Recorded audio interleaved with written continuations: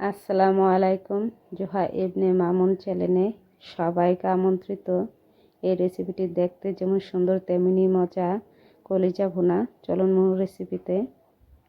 এখানে 1 কেজি পরিমাণ খাসির কলিজা নিয়েছি। এখানে একটা লেবু কেটে নিয়েছি। চুলাতে গরম পানি বসিয়ে দিচ্ছি, ফুটে এসেছে। তাতে আমি লেবু দিয়ে টুকরোগুলো দিয়ে দিলাম। আপনারা চাইলে ভিনেগারও দিতে পারেন। তাতে কলিজার টুকরাগুলো খুবই ভালোভাবে পরিষ্কার হয়। আর এখানে মনে রাখতে হবে 1 থেকে 2 মিনিট, এর উপরে এগুলো ভাপানো যাবে না, কারণ তাতে শক্ত হয়ে যাওয়ার সম্ভাবনা বেশি থাকে। তাই এগুলো বেশি ভাপানো যাবে না। আমি একটা বলক আসা মাত্রই তুলে নিচ্ছি। দেখুন পানিটা কত ঘোলা হয়ে গেছে। জারের গায়ের ভিতরে থাকা যত ময়লা আছে বেরিয়ে গেছে গরম পানির সাথে। এখন তা নামিয়ে ঠান্ডা পানিতে আমি রেখে দিচ্ছি।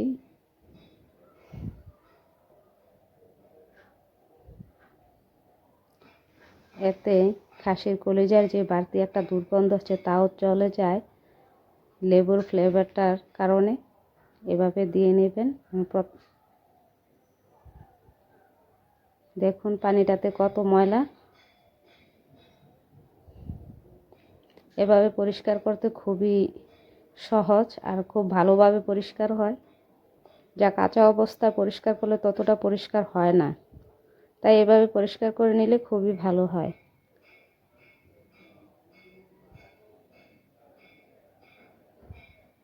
খুব ভালোভাবে পরিষ্কার হয়ে গেছে। এখন প্রত্যেকটা গায়ে একটু ময়লা লেগে নেই।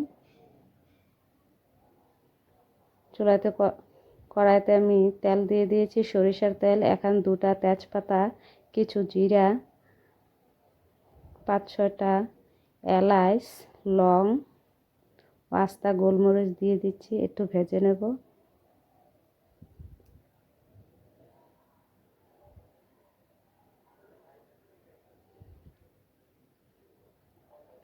ভাজা হয়ে গেছে। তাতে আমি 5-6টা পেঁয়াজ কুচি দিয়ে দিয়েছি। দিয়ে এটিও একটু হালকাভাবে ভেজে নেব, যাতে এর কাঁচা গন্ধটা চলে যায়। বেশি একটা ভাজবো না, শুধু গায়ের গন্ধটা চলে যায় ততক্ষণই আমি একটু একটু ভাজা নেড়ে চেড়ে ভেজে নেব।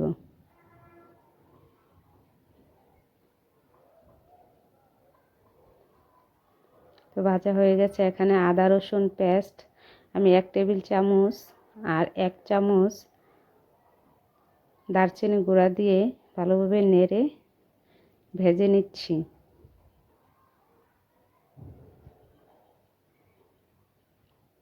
এই তো আমার ভাজা হয়ে গেছে। এখন তাতে আমি বাকি 1 চামচ 1 থেকে 1.5 চামচ হলুদ গুঁড়া দিয়ে আর একটু নেড়ে নেব।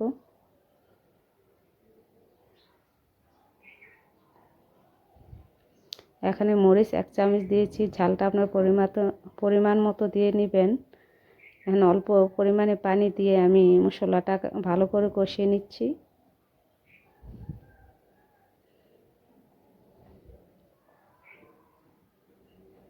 1 মিনিটের জন্য ঢেকে দেবো, যাতে মশলার পানিটা শুকিয়ে যায়, মশলাটা কষিয়ে যায়।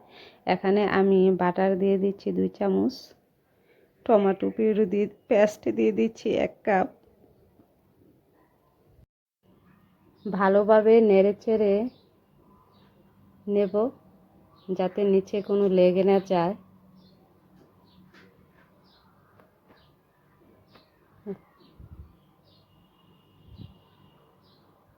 এখন 2 মিনিটের জন্য আবার ঢেকে দিচ্ছি।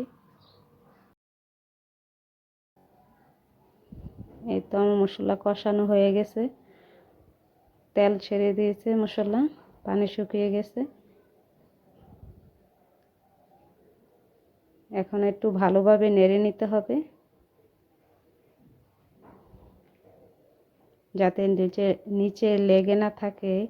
তাই ভালো করে নেড়ে নিয়ে আবার 1 মিনিটের জন্য ঢেকে দেবো। হালকা একটু পানি আছে, শুকিয়ে যাবে। আর দেখুন কলিজাগুলা খুবই পরিষ্কার হয়েছে। এর গায়ে কোনো চামড়া নেই, কারণ এর খাসির কলিজা ভার কোনো চামড়া নেই। তাই এগুলা আমাকে টেনে উঠাতে হচ্ছে না। তো আমার মশলা কষানো হয়ে গেছে। এখন কলিজাগুলো আমি দিয়ে দিচ্ছি, দিয়ে ভালোভাবে মিক্স করে নেব মশলাটা। এখানে স্বাদ মতন লবণ আমি দিয়ে দিচ্ছি।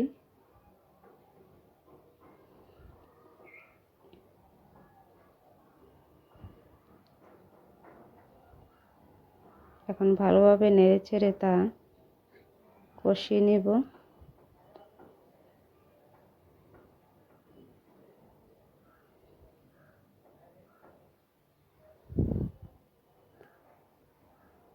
দু তিন মিনিটের জন্য আমি আবার ঢেকে দিচ্ছি, যাতে ভালোভাবে কষানো হয়ে যায়। যে দেখুন তেল ছেড়ে দিয়েছে। এখন একটু ভালো করে নেড়ে চেড়ে নেব।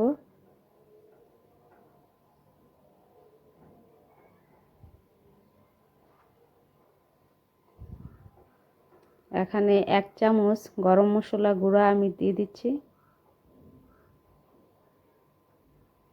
দিয়ে ভালোভাবে আবার এগুলা মিক্স করে নিচ্ছি।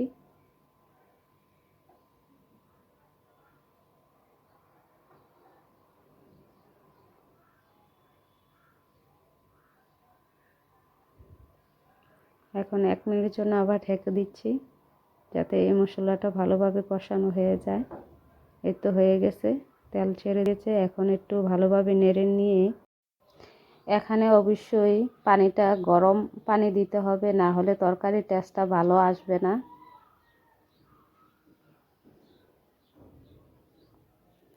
এখন আমি পরিমাণ মতো তাতে পানি দিয়ে দিচ্ছি। এর চেয়ে বেশি পানির প্রয়োজন হবে না, কারণ খাসির কলিজা এভাবেই খুব নরম সফট হয় আর অল্প পানিতেই সিদ্ধ হয়ে যায়। তাই এতটুকু পানি যথেষ্ট। তাই আমি 10 মিনিটের জন্য আবার ঢেকে দেব। 5 থেকে 10 মিনিট, এর বেশি সময় লাগবে না। মাঝখানে আমি উঠিয়ে একটু নেড়ে দিচ্ছি, যাতে নিচে মশলা লেগে না যায়। লেগে গেলে তাতে একটি পোড়া গন্ধ আসতে পারে, রান্নাটা তত ভালো লাগবে না। তাই এই ভুল করা যাবে না, তাতে তরকারির স্বাদটা নষ্ট হয়ে যাবে। কখনোই ভুল করবেন না কেউ। এভাবে উঠিয়ে একটু মাঝে মাঝে নেড়ে দিবেন। এখানে আমি 3-4টা পাকা মরিচ দিয়েছি, আপনারা কাঁচা সবুজ মরিচটা থাকলে দিতে পারেন। এখন 2 মিনিটের জন্য আবার আমি ঢেকে দেব। এই তো আমার রান্না হয়ে এসেছে। তরকারির ঘনত্বটাও খুব যথেষ্ট, এর চেয়ে বেশি আর প্রয়োজন নেই। কলিজা ভুনার ঘনত্বটা এত যথেষ্ট, এর ঝোলটার ঘনত্বটায় আর প্রয়োজন নেই। এখন আমার কলিজার রান্না শেষ। চুলা বন্ধ করে দিচ্ছি, নামিয়ে নিব। নামিয়ে এখন আমি পরিবেশন করে দেখাবো। দেখুন,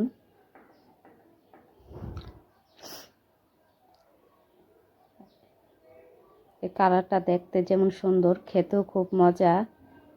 ভাত, রুটি, পরোটার সাথে খুবই ভালো লাগে, খুবই মজা লাগে, খুবই অসাধারণ। দেখুন ঘনত্বটা, ঝোলটার ঘনত্বটা পারফেক্ট হয়েছে। আমার মনে হচ্ছে খুবই পারফেক্ট হয়েছে।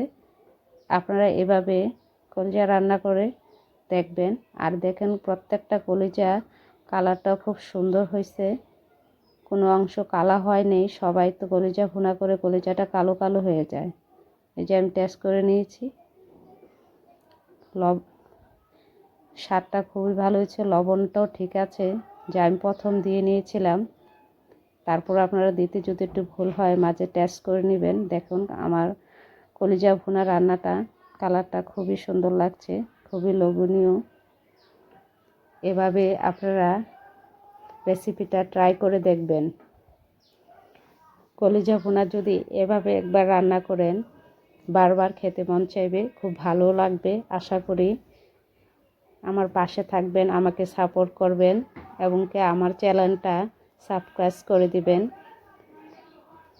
আর আমাকে সাপোর্ট করে আরও সামনের দিকে ভিডিও বানানোর জন্য আগ্রহ করবেন। এতে আমি খুব আগ্রহিত হব, নতুন নতুন রেসিপি আপনাদেরকে দিতে পারবো। ভালো থাকবেন সবাই। আসসালামু আলাইকুম।